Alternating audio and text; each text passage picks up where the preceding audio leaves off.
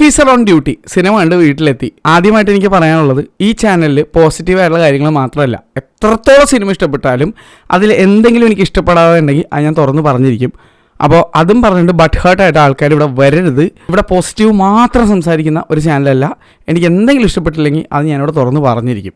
അത് come vote may ഞാൻ പറഞ്ഞിരിക്കും. കാരണം ടിക്കറ്റ് ഞാൻ പൈസ കൊടുത്തെടുത്ത് സിനിമ കാണുന്ന ആളാണ് ഞാൻ. സിനിമ റിലേറ്റഡ് ആയിട്ടുള്ള ഫുഡ് റിലേറ്റഡ് ആയിട്ടുള്ള പ്രൊമോഷൻസ് എടുക്കുകയില്ല. അതിനോട് ഇൻട്രസ്റ്റും ഇല്ല.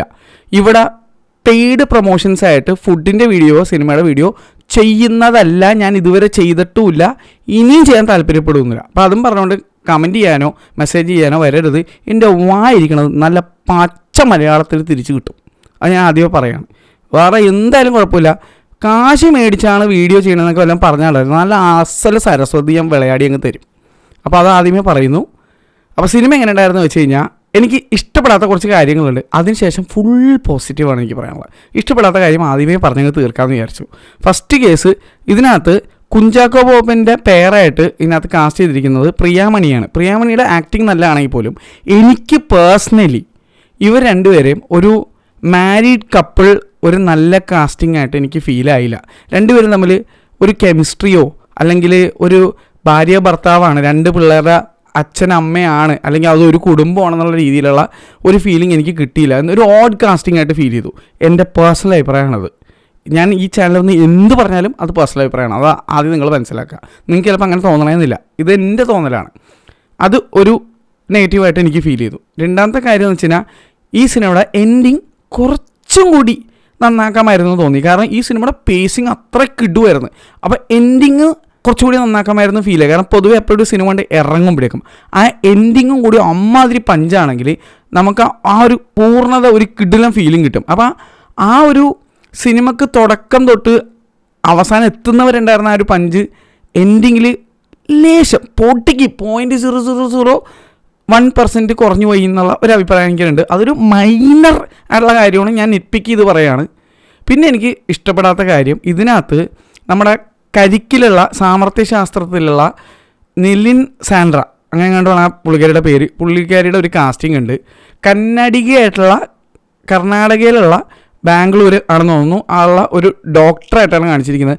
ശരിക്കും അവിടുത്തെ ഒരു ആക്ട്രസിനെയോ അല്ലെങ്കിൽ ഒറിജിനൽ കന്നഡികയായിട്ടുള്ള ഒരാളെ കാസ്റ്റ് ചെയ്യാമായിരുന്നു തോന്നി. കാരണം ഇതിനകത്ത് പുള്ളിക്കാരിയുടെ ഡയലക്റ്റ് ആയിക്കോട്ടെ, ഡയലോഗ് ഡെലിവറി ഇൻ ഇംഗ്ലീഷ് ആയിക്കോട്ടെ, ഒക്കെ ഭയങ്കര ബോറായിട്ടാണ് എനിക്ക് ഫീൽ ചെയ്തത്.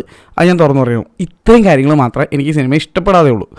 ബാക്കി എല്ലാം കട്ട പോസിറ്റീവാണ്. ഒരു കുന്ന് പോസിറ്റീവ് ഞാൻ ഇൻ്റർവൽ സമയത്ത് എഴുതി വെച്ചിട്ടുണ്ട്. ഫസ്റ്റ് തിങ് തന്നെ ഇതിൻ്റെ direction, key to direction. Director Jithu Ashraf എന്ന് പറഞ്ഞ മച്ചാനാണ്. പുള്ളീനെ നമ്മൾ ആക്ടറായിട്ട് പല സിനിമയിലും കണ്ടിട്ടുണ്ട്. പോലീസ് വേഷത്തിൽ തന്നെ പുള്ളി വന്നിട്ടുണ്ട്. ഇരട്ടയിൽ പുള്ളി അഭിനയിച്ചിട്ടുണ്ട്. നമ്മുടെ നായാട്ടിൽ പുള്ളി അഭിനയിച്ചിട്ടുണ്ട്. പുള്ളി ഒരുപാട് സിനിമ അസിസ്റ്റൻറ്റ് ഡയറക്ടറായിട്ട് വർക്ക് ചെയ്തിട്ടുണ്ട്. അത് ഏതൊക്കെ സിനിമ എന്നുള്ളത് ഞാൻ അറിയാൻ വേണ്ടിയിട്ട് ഞാനിവിടെ എടുത്തു വെച്ചിട്ടുണ്ടായിരുന്നു. അഭിനയിച്ചിട്ടുള്ളത് നായാട്ട്, ഇലവിഴ പൂഞ്ചിറ, ഇരട്ട. അപ്പോൾ ഇത്രയും സിനിമകളിൽ ഇരട്ടയിലൊക്കെ പുള്ളി അഭിനയിച്ചിട്ടുണ്ട്. ഇതുകൂടാണ്ട് അസിസ്റ്റൻറ്റ് ഡയറക്ടറായിട്ട് പുള്ളി ആക്ഷൻ ഹീറോ ബിജു, ഉദാഹരണം സുജാത, നായാട്ട്, ഭ്രമം, ഇലവിഴ പൂഞ്ചിറ, ഇതിലെല്ലാത്തിലും അസിസ്റ്റൻറ്റ് ഡയറക്ടറായിരുന്നു. പുള്ളിയുടെ ഫസ്റ്റ് പടമാണ് ഇതെന്ന് പറയത്തേയില്ല. അതുപോലെ തന്നെ ഇതിനകത്ത് കുറേ ഡയറക്ടേഴ്സ് അസോസിയേറ്റ് ചെയ്തിട്ടുണ്ട്. പ്രൊഡ്യൂസറായിട്ട് മാർട്ടിൻ പ്രക്കാട്ടാണ്, പുള്ളി ഒരു ഡയറക്ടറാണ്. ഇത് കൂടാതെ ഇതിൻ്റെ ക്യാമറമാൻ നമ്മുടെ സ്വന്തം കണ്ണൂർ സ്ക്വാഡിൻ്റെ ഡയറക്ടറാണ്. അപ്പോൾ പുള്ളി ഇതിനകത്ത് ക്യാമറ വർക്ക് ചെയ്തിട്ടുണ്ട്. പുള്ളി ഇതിനു മുന്നേ വേറെ കുറേ സിനിമകൾ ക്യാമറ വർക്ക് ചെയ്തിട്ടുണ്ടെന്നാണ് എനിക്ക് അറിയാൻ കഴിഞ്ഞത്. അതൊക്കെ ഗ്രേറ്റ് ഫാദർ, പുതിയ നിയമം, ക്യാപ്റ്റൻ, ലവ് ആക്ഷൻ ഡ്രാമ, വെള്ളം, ജോൺ ലൂതർ, എനിക്ക് ഭയങ്കര ഇഷ്ടപ്പെട്ട ഒരു അണ്ടർറേറ്റഡ് മൂവി എന്ന് ഞാൻ കരുതുന്ന ഒരു പടമുണ്ട്. പിന്നെ ഓഫീസർ ഓൺ ഡ്യൂട്ടി. അപ്പോൾ ഇതിൻ്റെയൊക്കെ ക്യാമറ വർക്ക് പുള്ളിയാണ് ചെയ്തിരിക്കുന്നത്. റോബി വർഗീസ് രാജ്, നമ്മുടെ മറ്റേ റോബിൻ വർഗീസ് രാജിൻ്റെ ബ്രദർ, കണ്ണൂർ സ്ക്വാഡിൻ്റെ ഡയറക്ടർ.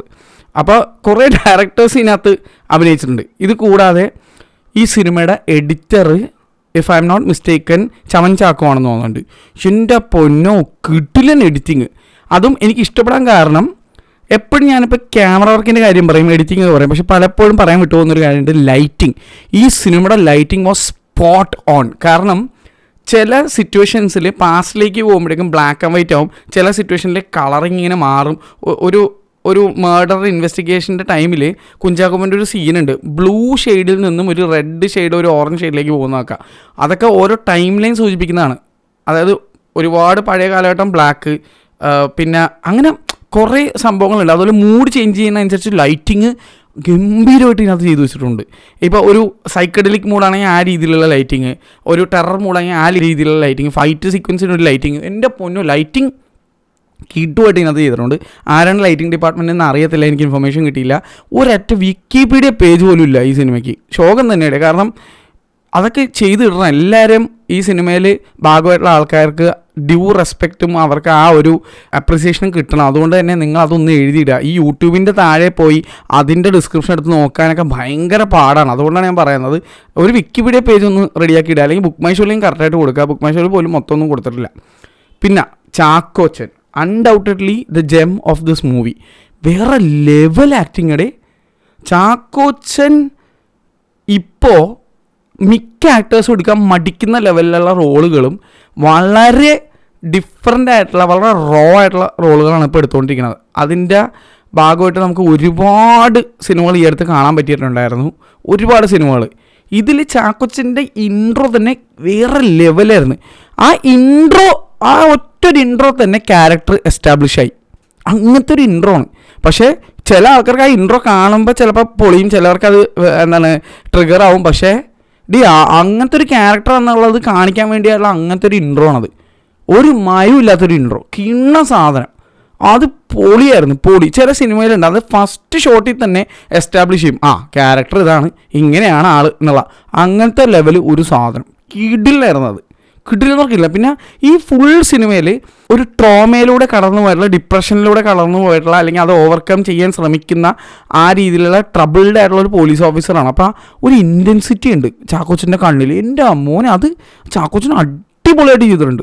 അടിപൊളി. ഒരു പഴക്കം ചെന്ന നടന് മാത്രമേ അത് ചെയ്യാൻ പറ്റുള്ളൂ. അല്ലെങ്കിൽ ഇൻബോൺ ടാലൻ്റ് ഉള്ള ഏതെങ്കിലും ഒരു മച്ചാനായിരിക്കണം. ഇത് ഒരു രക്ഷയില്ലാത്ത പെർഫോമൻസ് ആയിരുന്നു ചാക്കോച്ചൻ്റെ സൈഡിൽ നിന്ന്.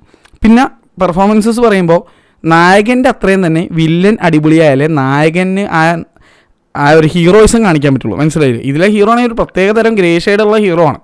അപ്പോൾ വില്ലന്മാരും അത്രയും സൂപ്പറാണെങ്കിലേ നായകനും പെർഫോം ചെയ്യാനുള്ള സ്കോപ്പ് കിട്ടുള്ളൂ.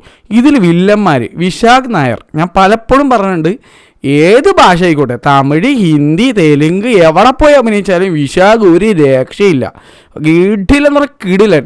കുപ്പി എന്നുള്ള റോളിന് ശേഷം വിശാഖ് അഭിനയിച്ചിരിക്കുന്ന എല്ലാ റോളും ഒരു ഒന്നൊന്നര ഐറ്റാണ്. കുപ്പീനെ വിശാഖ് തന്നെ കൊന്നിട്ട് ഒരു വൻ വേട്ടയാട് പരിപാടിയാണ് വിശാഖിൻ്റെ ചെയ്തിരിക്കുന്നത്. എൻ്റെ പൊന്നെ, ഇതിനകത്തും ഞാൻ പ്രത്യേകിച്ച് വേറെ ഒന്നും പറയാനുള്ള, പോയി കണ്ടു നോക്കും, മനസ്സിലാവും എന്തായിട്ടോട് ചെയ്ത് വെച്ചേക്കണെന്ന്. ഒരു രക്ഷയൊന്നും ഒരു രക്ഷയില്ല. ചില നേരൊക്കെ ഞാനിങ്ങനെ പുള്ളി ഇങ്ങനെയൊക്കെ ശരിക്കും ചെയ്യൂ ആ ലെവൽ എന്ന് വെച്ചാൽ ആക്ടിങ് ആണോ ശരിക്കും ഇങ്ങനെയൊക്കെ ചെയ്യണമാണോ എന്നൊക്കെ നമുക്ക് ഡൗട്ട് അടിച്ചു പോയില്ല. അതുപോലത്തെ ലെവലൊരു സാധനം കിട്ടുമായിട്ട് ചെയ്തിട്ടുണ്ട്. അതിൻ്റെ കൂടെ തന്നെ റംസാൻ. ഈ അടുത്ത് കുറേ സിനിമയിൽ റംസാനെ ഞാൻ ശ്രദ്ധിക്കാൻ തുടങ്ങി. എൻ്റെ പൊന്നെ, അത്ര നാൾ ഡാൻസ് കണ്ട് വിളിച്ചിരിക്കുന്നത്, ഇപ്പോൾ ആക്ടിങ് കിഡുമായിട്ടുണ്ട്. റംസാൻ ആക്ട് ചെയ്ത് ഇപ്പോൾ എല്ലാ സിനിമയിലും നല്ല രസമായിട്ട് അഭിനയിക്കുന്നുണ്ട്. ജസ്റ്റ് ഡാൻസർ എന്നുള്ള രീതി മാത്രമല്ല, ആസ് എൻ ആക്ടർ ഇതിനകത്തുള്ള ആ ഒരു അർഹ ക്യാരക്ടർ റംസാൻ നൈസായിട്ട് തന്നെ ചെയ്തിട്ടുണ്ട്. പിന്നെ വേറെ കുറച്ച് ഗടികളുണ്ട്. പൊതുവെ നമ്മളിപ്പോൾ ഈ ഡ്രഗ് അഡിക്ട്സ് ആയിട്ടുള്ള ആൾക്കാരെ കാണിക്കുമ്പോൾ കൂടുതൽ ആണുങ്ങളെ തന്നെ കാണിക്കാറ്. ഈ സിനിമയിൽ ആ ഒരു ക്ലീഷേ ബ്രേക്കിംഗ് ഉണ്ട്. ഇതിനകത്ത് സ്ത്രീകളായിട്ടുള്ള അല്ലെങ്കിൽ പെൺകുട്ടികളായിട്ടുള്ള 2 പേരും കൂടി ഇതിനകത്തുണ്ട്. അപ്പോൾ ഇക്വാളിറ്റി ഡയറക്ടർ കാണിച്ചിട്ടുണ്ട് കറക്റ്റായിട്ട്.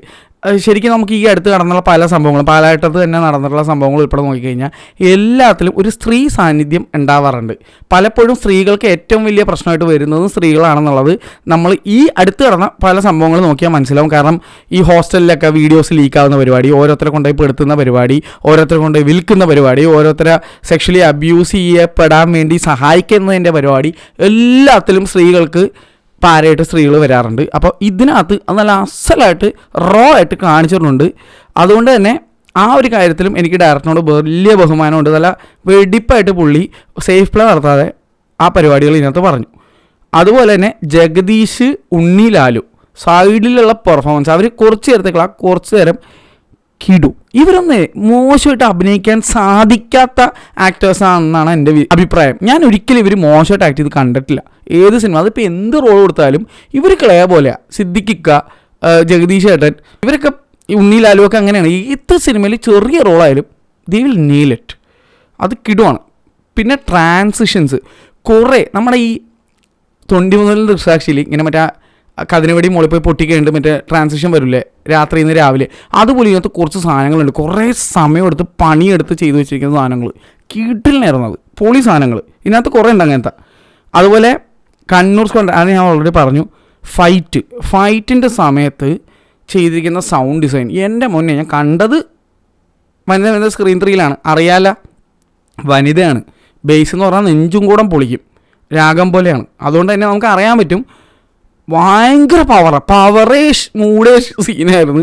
ഇവിടെ ഞാൻ സിനിമ കണ്ടപ്പോൾ കിടിലൻ DCP ആണ് വന്നിരിക്കുന്നത്. ക്ലാരിറ്റിയും സൂപ്പറാണ്, സൗണ്ടും അടിപൊളിയാണ്. DCPയെ പറ്റിയുള്ള ലിസ്റ്റുകൾ ഞാൻ സ്ഥിരമായിട്ട് എല്ലാ വീഡിയോയുടെയും താഴെയും ഡിസ്ക്രിപ്ഷനിലും പിൻ കമൻറ്റിലും ഞാൻ കൊടുക്കാറുണ്ട്, എടുത്ത് നോക്കിയാൽ മതി.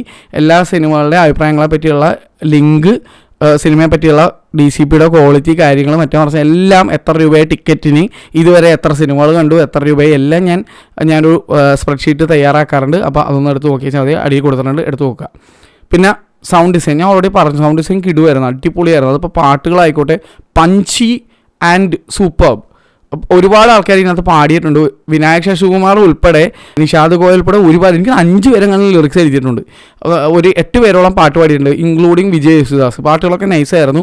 ഓർത്തിരിക്കുന്നത് വെച്ചാൽ അങ്ങനെ അറിയില്ല, പക്ഷെ പടം കണ്ടപ്പോൾ എനിക്ക് ഭയങ്കര രസമായിട്ട് ഫീൽ ചെയ്തു.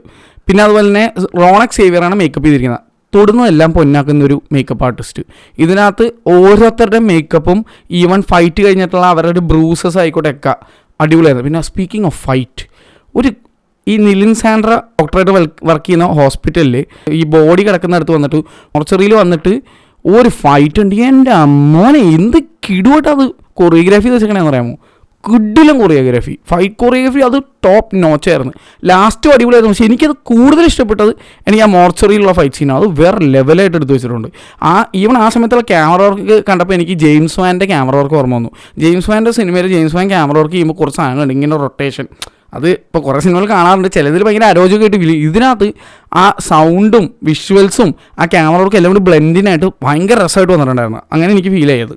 അതുപോലെ ഇതിനകത്തൊരു സെമിത്തേരി കാണിക്കുന്നുണ്ട്. വിക്രമിൽ കണ്ട് നമ്മൾ സുപരിചിതനായ സെമിത്തേരി ഇപ്പോൾ പല സിനിമകളിൽ കാണാറുണ്ട്. ഇതിനകത്തും അതേ സെമിത്തേരി തന്നെയാണെന്ന് തോന്നുന്നുണ്ട്. ചെന്നൈയിലെങ്ങാണ്ടുള്ളൊരു സെമിത്തേരി, ചെന്നൈയിലാണോ അല്ലെങ്കിൽ വേറെ എവിടെയാണെന്ന് അറിയില്ല. നമ്മുടെ ഫഹദ് മറ്റേ കണ്ണൊക്കെ എഴുതിയിട്ട് മറ്റേ അനിരുദ്ധർ മ്യൂസിക് നടന്നു പോകുമ്പോൾ കാണിക്കുന്ന സെമിത്തേരി ഇല്ല, അത് ഇവിടെ കാണിക്കുന്നുണ്ട്.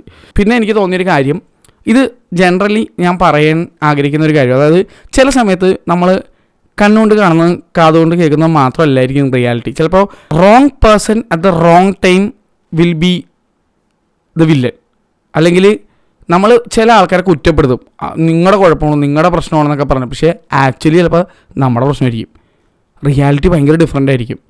അല്ലെങ്കിൽ ചില ആൾക്കാരെ നമ്മൾ ഭയങ്കരമായിട്ട് കുറ്റപ്പെടുത്തും, പക്ഷേ അവർക്ക് അതായിട്ടൊരു ബന്ധം ഉണ്ടാവില്ല. ചിലപ്പോൾ അവർ റോങ് ടൈമിൽ ആ സ്ഥലത്ത് വന്നതിൻ്റെയോ അല്ലെങ്കിൽ സാഹചര്യത്തിൻ്റെ ഒരു പ്രശ്നം മൂലം അല്ലെങ്കിൽ അങ്ങനെ എന്തെങ്കിലുമൊക്കെ വന്നിട്ട് അവരതിനകത്ത് പെട്ടുപോയി നമ്മൾ അവരെ കുറ്റക്കാരായിട്ട് വിചാരിക്കണേക്കും. പക്ഷേ reality will be far from it. ചിലപ്പോൾ നമ്മൾ ചെയ്ത ഒരു ചെറിയ സാധനമായിരിക്കും ഇതെല്ലാം ട്രിഗർ ആയിരിക്കണം, ഇത്രയും പ്രശ്നങ്ങൾ ഉണ്ടായിരിക്കുന്നതൊക്കെ. അങ്ങനത്തെ ഒരു സാധനം ഇതിനകത്തുണ്ട്.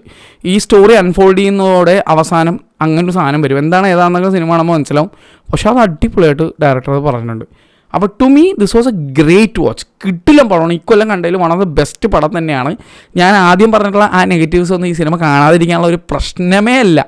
അത് എനിക്കിഷ്ടപ്പെടാത്ത കാര്യം തുറന്ന് പറയണം എന്നുള്ളൊരു ബോധമുള്ളതുകൊണ്ട് ഞാനത് പറഞ്ഞു എന്നേ ഉള്ളൂ. ഞാൻ അതിനൊരു നീതി പുലർത്തിയെന്നേ ഉള്ളൂ.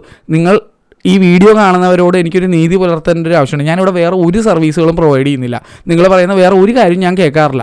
ഞാൻ ആകെ ചെയ്യുന്ന ഒറ്റൊരു കാര്യം എന്ന് വെച്ച് കഴിഞ്ഞാൽ, ഞാൻ സിനിമ കണ്ടിട്ടുണ്ടോ അല്ലെങ്കിൽ ഫുഡ് കഴിച്ചാലോ അല്ലെങ്കിൽ എന്തെങ്കിലും സാധനം ഉപയോഗിച്ച് കഴിഞ്ഞാൽ എനിക്ക് അതിനകത്ത് എന്തൊക്കെ ഇഷ്ടപ്പെട്ടില്ല എന്ന് ഇവിടെ ഒന്ന് തുറന്നു പറയുന്ന അത് മാത്രമാണ് ഞാനിവിടെ ഈ ചാനലിലൂടെ നൽകുന്ന ഒരു കാര്യം. അതുകൊണ്ട് തന്നെ അതുകൊണ്ട് പറഞ്ഞു എന്നേ ഉള്ളൂ. അല്ലാതെ ഈ സിനിമയെ താഴ്ത്തി കെട്ടാനോ അല്ലെങ്കിൽ സിനിമയുടെ നെഗറ്റീവ്സ് എടുത്തു പറയാനോ അങ്ങനെ ഒന്നിനും വേണ്ടിയിട്ടല്ല. ഞാൻ സാധാരണ എപ്പോഴും ചെയ്യുന്ന പോലെ തന്നെ ഇത് ചെയ്തു എന്നേ ഉള്ളൂ. ഒരുപാട് പേർക്ക് എന്നോട് വിയോജിപ്പുണ്ടാവും, ഒരുപാട് പേർക്ക് ഈ സിനിമ ചിലപ്പോൾ ഇഷ്ടപ്പെട്ടിട്ടുണ്ടാവില്ലായിരിക്കാം, ഒരുപാട് പേർക്ക് ഭയങ്കരമായിട്ട് ഇഷ്ടപ്പെട്ടിട്ടുണ്ടാവും, എന്നെക്കാളും കൂടുതൽ ഇഷ്ടപ്പെട്ടിട്ടുണ്ടാവും. പക്ഷേ ദാറ്റ് ഈസ് യുവർ കൺസേൺ. എനിക്കിവിടെ അതൊന്നും നോക്കാൻ പറ്റില്ല. എനിക്കെന്താണ് തോന്നിയത് അത് മാത്രമേ പറയാൻ പറ്റുള്ളൂ. അത് ഞാൻ ഇവിടെ പറഞ്ഞു. അപ്പോൾ എന്നോട് വിരോധമൊന്നും തോന്നരുത്. മാന്യമായിട്ട് പല കാര്യങ്ങളും പറയാം. പക്ഷേ അവഹേളിച്ചോ അല്ലെങ്കിൽ ഇൻസൾട്ട് ചെയ്തോ അല്ലെങ്കിൽ തെറി പറഞ്ഞോ എന്തെങ്കിലും കമൻറ്റോ കാര്യങ്ങളോ ഇട്ട് കഴിഞ്ഞാൽ എൻ്റെ വായിക്കണം നല്ല പോലെ കേൾക്കും. നല്ല അസലായിട്ട് സരസ്വതി എൻ്റെ വായിൽ നിന്ന് വിളയാടും. ഞാനൊരു വ്ളോഗറാണെന്നോ അല്ലെങ്കിൽ സോ കോൾഡ് ഇൻഫ്ലുവൻസർ ആണെന്ന് വിചാരിച്ചിട്ട് ഒന്നും മിണ്ടാതിരിക്കാനൊന്നും പോകുന്നില്ല. എൻ്റെ നല്ലത് കിട്ടും. അസഹനീയമായിട്ട് തോന്നിയാൽ ബ്ലോക്ക് ചെയ്ത് ഞാൻ ഇവിടുന്ന് പറപ്പിക്കും. അത്ര എനിക്ക് പറയാനുള്ളൂ. അതങ്ങനെയാണ്. അല്ലാതെ നമ്പറാന്ന് പറഞ്ഞ് കുഞ്ഞിരിക്കാൻ എനിക്ക് പറ്റത്തില്ല. മനസ്സിലായില്ലേ? അത് ഞാൻ ഇവിടെ എടുത്ത് തുറന്ന് പറയുന്നു. ഒരു വിരോധം തോന്നരുത്. നമ്മൾ ഈ ചാനൽ എന്നും ഇങ്ങനെ കാര്യങ്ങൾ മുഖത്ത് നോക്കി പറഞ്ഞാണ് ശീലം. നിങ്ങൾ കാണുന്ന ഓഡിയൻസിൻ്റെ മുഖത്ത് നോക്കി സംസാരിക്കാനാണ് എനിക്ക് താല്പര്യം. അപ്പോൾ എന്തായാലും എല്ലാവർക്കും ഒരു നല്ലൊരു ദിവസം നേർന്നുകൊണ്ട് ഈ വീഡിയോ അവസാനിപ്പിക്കുന്നു. നാളെ ഒരുപാട് സിനിമകൾ വേറെ റിലീസ് ചെയ്യുന്നുണ്ട്. എല്ലാം കണ്ടിട്ട് അഭിപ്രായമായിട്ടേക്കാം. വീഡിയോ ലെങ്ത്ത് കൂടിപ്പോയെന്നും പറഞ്ഞുകൊണ്ട് ആരും കമൻറ്റ് ബോക്സിൽ വരാൻ നിൽക്കണ്ട. ഞാൻ നിങ്ങൾ പറയുന്ന ഒന്നും വിലക്കെടുക്കാൻ പോകുന്നില്ല. എനിക്കിഷ്ടമുള്ള അത്രന്ന് ഞാൻ സംസാരിക്കും. ഇത് എൻ്റെ ചാനലാണ്. അതുകൊണ്ട് വേണേ കണ്ടാൽ മതി. സ്കിപ്പ് അടിക്കുകയോ അല്ലെങ്കിൽ ഫോർവേഡ് ചെയ്യുകയോ 1x 2x 5x ഇട്ട് കാണുക, എന്താണെന്ന് വെച്ചാൽ ചെയ്തോ. പക്ഷേ വീഡിയോ ലെങ്ത്ത് തീരുമാനിക്കുന്നത് ഞാനാണ്. ഞാനത് മനഃപൂർവ്വം അത്രയും ലെങ്തി ആക്കുന്നതൊന്നുമല്ല. എനിക്ക് പറയാനുള്ളത് എത്രത്തോളം പറയാമോ അത് ഞാൻ പറയും. ചിലപ്പോൾ അത് ഷോർട്ടായിരിക്കും, ചിലപ്പോൾ ലോങ് ആയിരിക്കും. അതുപോലെ തംബ്നെയിലിലെ കേസും കൂടി എനിക്കൊന്ന് പറയണമെന്നുണ്ട്. കുറേ ആളുകൾ വന്നിട്ട് തംബ്നെയിൽ മാറ്റണം എന്നൊക്കെ പറയുന്നുണ്ട്. സൗകര്യമില്ല, മാറ്റില്ല. കാരണം പണ്ടായിരുന്നെങ്കിൽ ഞാൻ മര്യാദയോടെ പറഞ്ഞു കഴിഞ്ഞാൽ അത് ഞാൻ മാറ്റുമായിരുന്നു. ഇപ്പം ഈ തംബ്നെയിൽ ആദ്യമായിട്ട് എനിക്ക് വളരെ ഓണസ്റ്റായിട്ട് തോന്നിയ ഫീലിംഗ് വെച്ചിട്ട് ഞാൻ ഒരു ഫോട്ടോ എടുത്തിട്ട് അതിട്ടപ്പോഴേക്കും കുറേ അമ്മമാർ വന്നിട്ട് തെറി പറഞ്ഞു തന്നെ. അതെന്നെ ട്രിഗർ ചെയ്തതെന്ന് മാത്രമല്ല, ഞാനൊരു തീരുമാനം എടുത്ത്, ഞാൻ എൻ്റെ ലൈഫിൽ തീരുമാനങ്ങൾ എടുത്താൽ അതിൽ നിന്ന് പിന്നോട്ട് മാറാത്തൊരു വ്യക്തിയാണ്. ഞാൻ എടുത്ത തീരുമാനം എന്താ വെച്ച് കഴിഞ്ഞാൽ, ചിലവന്മാർക്ക് ട്രിഗർ ആയെങ്കിൽ അങ്ങോട്ട് ആയിക്കോട്ടെ, ആയുഷ്കാലം ആയിക്കോട്ടെ എന്നുള്ള. ഇനി ഞാൻ എൻ്റെ ചാനലിൽ ഈ ഒരു തംബ്നെയിൽ മാത്രമായിരിക്കും എല്ലാ വീഡിയോസിലും ഇടുന്നത്. ഒരു മയം ഉണ്ടാവില്ല അതിനകത്ത്. അതങ്ങനെ മാത്രമേ ഞാൻ ചെയ്യുള്ളൂ.